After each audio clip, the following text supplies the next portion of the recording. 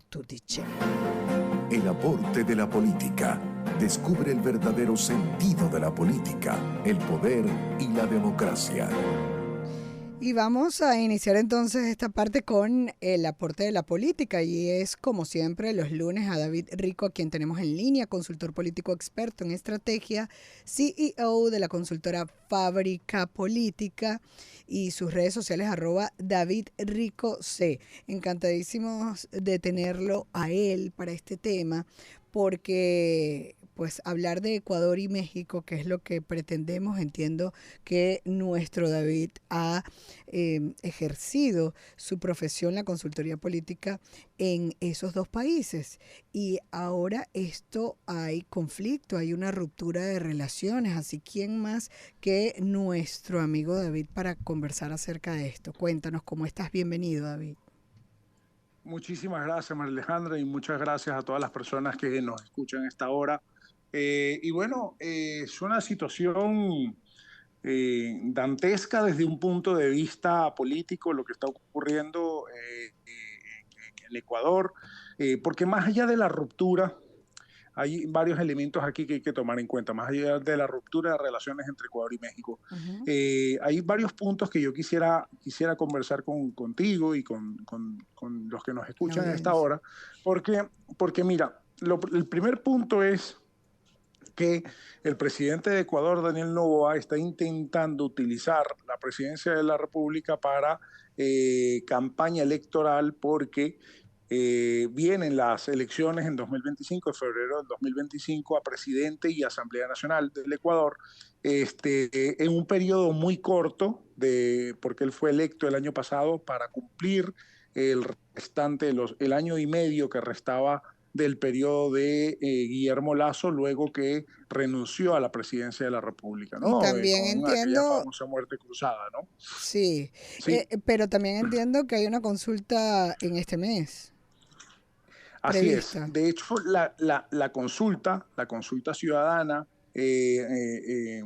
llevada a cabo o que propuso el presidente Daniel Noboa, la viene tratando de implementar desde principios de año, pero por diferentes razones políticamente no le convino montarla en el momento y por eso lanzó el Plan Fénix, que fue ese momento que todo el mundo conoció, que dio la vuelta al mundo, en donde salieron las diferentes bandas organizadas Sí. y generaron caos en todo el país. El presidente sacó al ejército como una medida de presión, pero más como una medida de presión fue como un paño de agua caliente, o más bien de agua fría ante una fiebre, ¿no? Y es que, y lo digo de esta forma porque no ha solucionado la situación de inseguridad en el Ecuador. Funcionó durante 1 o 2 semanas, pero a día de hoy sigue estando el país en manos de los delincuentes y de las organizaciones delincuenciales. Es decir, no han logrado disminuir el alto grado de delincuencia que está viviendo el Ecuador. De hecho,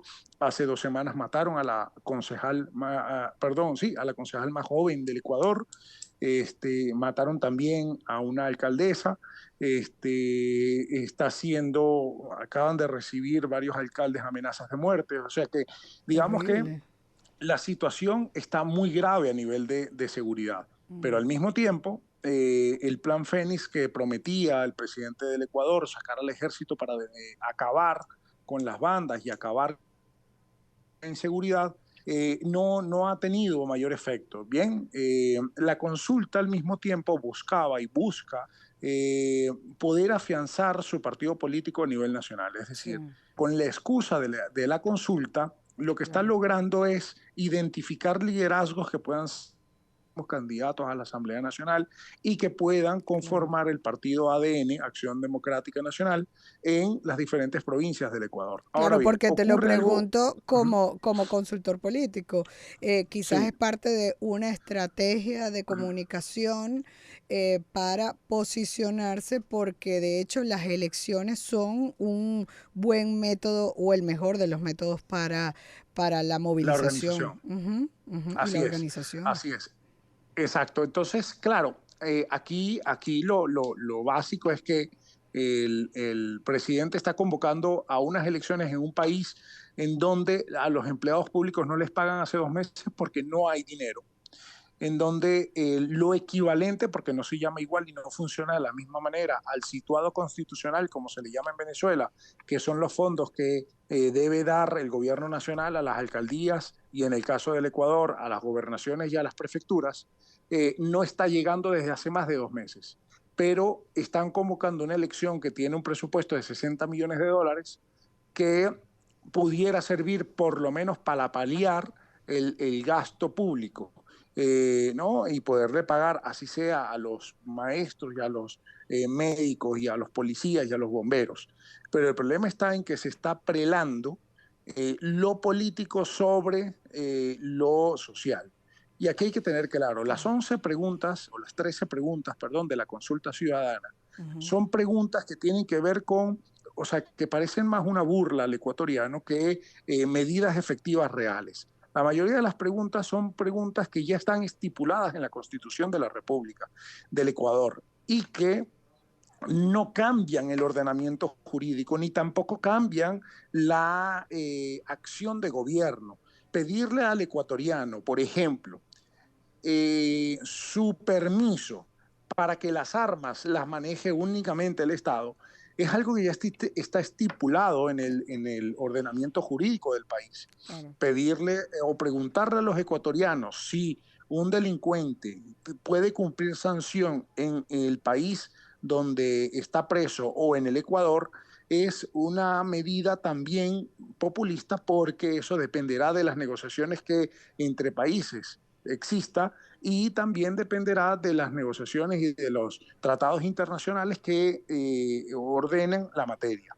Ahora bien, una vez se habla de la consulta, ocurre lo siguiente, y es que empieza a caer de nuevo la imagen del presidente por culpa de la incapacidad de gobernar en torno a la inseguridad y a la generación de empleo, que son los dos problemas más importantes que tiene el Ecuador. Entonces, para evitar la caída y para evitar un mal resultado en la consulta, utiliza el tema de Jorge Glass para elevar su imagen y su perfil en el país. A eso iba, porque nos faltó Jorge, poner en contexto a nuestra audiencia. Se trata del ex sí, vicepresidente de la República y se da esta así es. ruptura por este, pudiéramos llamar allanamiento a lo que es la embajada mexicana. Entonces se rompen definitivamente las relaciones. Que luego va a pasar con esto? Porque además creo que hay unas normas básicas de diplomacia y además Sí, establecidas con las que se están violando, pues. así es. Bueno, de hecho, un poco para ponerles en contexto, Jorge Glass fue el vicepresidente de Rafael Correa en su segundo mandato. Después de eso, Jorge Glass, cuando gana Lenín Moreno la presidencia, es apresado por un juicio por culpa de hechos de corrupción. Ujú. Estuvo preso por más de 5 años, cumpliendo una condena de 8 años, pero en función de la ley ecuatoriana, si cumple ciertos requisitos, puede salir a mitad del periodo de la sanción Ujú. pena, de pena que te estipule un juicio, ¿no? Pero está siendo ahora procesado por otros delitos que tienen que ver también con corrupción. Ahora bien, en este momento Jorge Glass está en libertad condicional, esa libertad que le permite el ordenamiento jurídico ecuatoriano, estar en libertad condicional después de cumplir más de la mitad de la pena. Ahora bien, lo cierto es que el vicepresidente Jorge Glass se asila en la embajada mexicana Exacto. y el gobierno ecuatoriano ingresa de manera violenta a una embajada que es la representación de un país y que, Exacto. como sabemos en los tratados internacionales, la embajada es territorio extranjero dentro del país. Ujú. Es decir, lo que ocupa una embajada no pertenece al país donde está la embajada, sino al país de la embajada. Por Ujú. consiguiente, hubo una violación del territorio internacional Ujú. por parte del gobierno ecuatoriano al ingresar de manera violenta para llevarse a un preso que está pidiendo un asilo político. Esto solo ha ocurrido en el pasado en Cuba. Únicamente ocurrió en 2 oportunidades, por cierto, en Cuba. Una de ellas, Fidel Castro ingresa a la embajada casualmente ecuatoriana para llevarse a presos, a disidentes de Cuba, ¿no? Es decir, a personas que habían protestado contra Fidel Castro y se asilaron en la embajada ecuatoriana en Cuba. Ese es el único precedente que existe en la historia latinoamericana de una invasión a una embajada. Bueno, ya Por no, consiguiente, lo que ahora hizo, no. Ujú. bueno, claro, el único precedente que quedaba. Sí, Pero pero lo que hizo es gravísimo y muy tiene que grave. ser condenado por todas las personas que creemos en un Cla- ordenamiento jurídico. A ese No puede punto, apoyarse algo así. a ese punto iba, se ve respaldo a Mm. través de las redes sociales de parte de los ecuatorianos para esto. He visto ya basta, eso tenía que suceder, o sea, hay cierto respaldo en este sentido y eso tiene, entonces lo podemos conectar con el hecho de que mencionas que pudiera tratarse de una estrategia política dado el corto plazo, porque hay algunos compromisos que tiene Noboa y allí entonces te extiendo la pregunta para que termines porque había muchas expectativas, ¿no? El tema de seguridad que Ujú, pareciera estar haciendo un símil con Bukele en El Salvador ujú. y lo otro que él tiene es que ahora con tanta deficiencia en materia de los gobiernos y la democracia en Latinoamérica, muchos de los latinoamericanos buscan el perfil de un gerente y Novoa lo venía haciendo. Entonces sería quizás fallar, pero me imagino que Bueno, está calculando que el yo tiempo que creo tiene que para las hay promesas es poco. presidentes. A ver. Sí, hay presidentes que pareciera querer copiar, igualar o asemejarse a políticos de la región, por ejemplo, a Bukele o a Milei. Pero lo cierto es que Daniel Noboa no se parece a Bukele. De hecho, en el ámbito de la gestión pública no llega a ser ni siquiera o sea, una copia en blanco y negro de Nayib Bukele. Ujú, ¿No? Nayib Bukele no solamente es comunicación, también es gestión. ok, Bien, pero bueno, Novoa pues por ahora se ha quedado solamente con la parte de la gestión de la comunicación.